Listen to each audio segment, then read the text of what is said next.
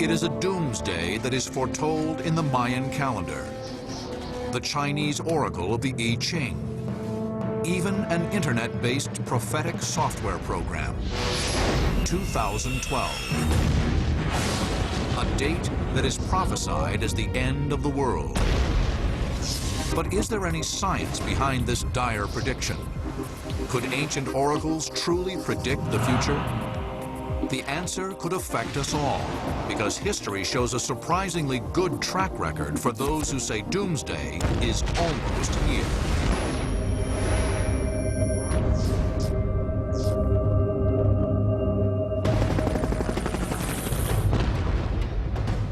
There are wars and rumors of war, signs and warnings.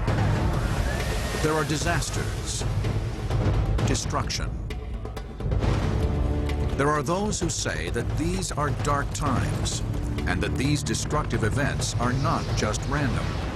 So if you turn on Fox or CNN News, you're constantly seeing possibilities of terrorism, nuclear attack, plagues of new diseases. We seem to be going through sort of apocalyptic process.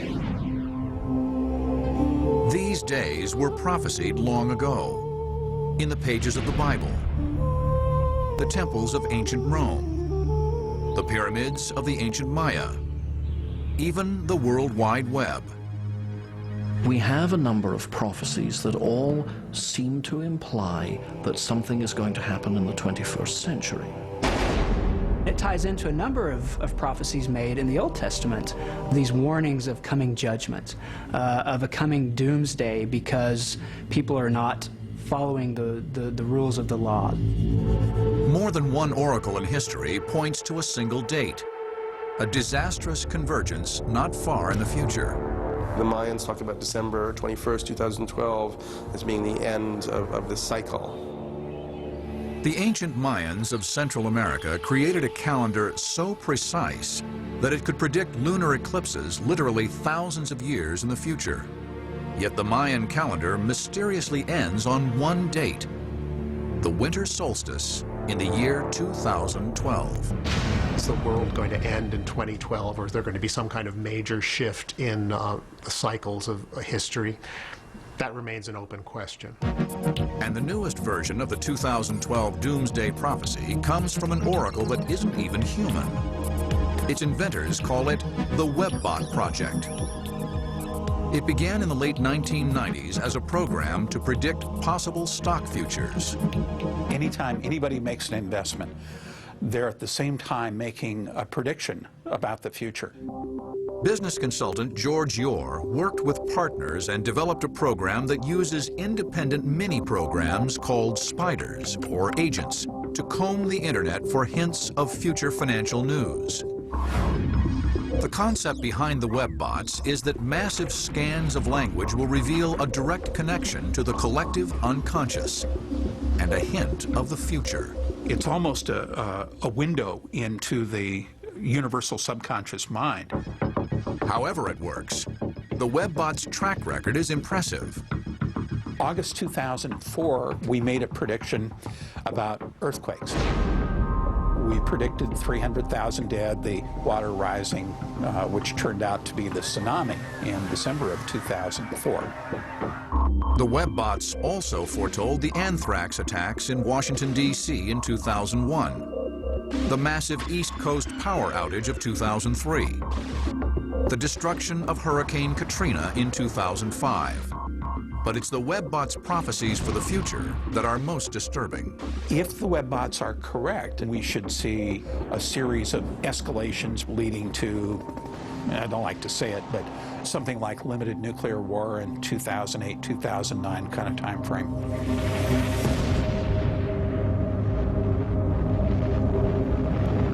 According to the WebBots, a series of catastrophes reaches its peak in the year 2012. In the ancient world, the most highly regarded psychics were called oracles. An oracle is an individual who has some kind of prophetic connection with a god or God himself. One of the most important oracles of the ancient world was based in the Roman Empire. She was called the Sibyl. She lived in a cave in Cumae, near modern-day Naples, around the 6th century BC. Statesmen, aristocrats, figures from the upper echelon of Roman society would go and consult the Sibylline prophecies about all kinds of things, ranging from war to statecraft to domestic concerns. Before giving her prophecies, the Sibyl would go into a trance in which it was said the god Apollo would take over her body. The god possessed the Sibyl. She made utterances, often in this furious, altered state. One of the remarkable things about the Sibyl is that she wrote her pronouncements on oak leaves. But if the oak leaves blew in the wind, they were not reassembled, so the messages were often scrambled. The Sibyl's prophecies were collected in a series of scrolls and housed in the Temple of Jupiter. They were considered the most important religious books of ancient Rome. Among the Sibyl's prophecies was a distant apocalypse.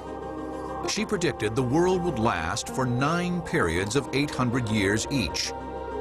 The 10th generation would begin approximately 2000 AD, and it would be the last. These things in the 10th generation shall come to pass. The earth shall be shaken by a great earthquake that throws many cities into the sea. There shall be war. Fire shall come flashing forth from the heavens, and many cities burn. Black ashes shall fill the great sky. Then know the anger of the gods. The Sibylline Oracles, Book 4. In the 6th century BC, the Sibyl predicted the invasion of Italy by Hannibal 700 years before it happened. And she predicted his ultimate defeat. She predicted the rise of the Emperor Constantine by name 800 years before he was born. But her greatest prophecy gave her a place of honor among early Christians. In Virgil's 4th Eclogue, he has the Sibyl give a prophecy of a new age coming, a new golden age, and a child who would be born who would initiate this golden age. This was written, I believe, say around 20 BC. Later on, Christians took this as a prophecy of Christ. The Sibyl's prophecy of the coming of Jesus, 20 years before his birth, caused her to be revered by early Christians. And even Michelangelo gave her a prominent place in the Sistine Chapel.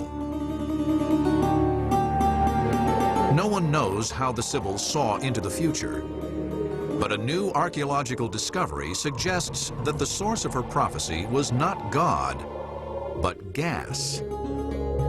The evidence comes from another oracle of the ancient world, this one at Delphi, Greece. The most famous of all of the oracles was the oracle at Delphi. At Delphi, it is thought that the god Apollo could inspire a person who could be a priestess of Apollo to foresee the future. Delphi is a small village about 100 miles from modern-day Athens. From the 8th century BC to the 4th century AD, pilgrims traveled there from throughout the Mediterranean to pose questions to the priestesses of Apollo.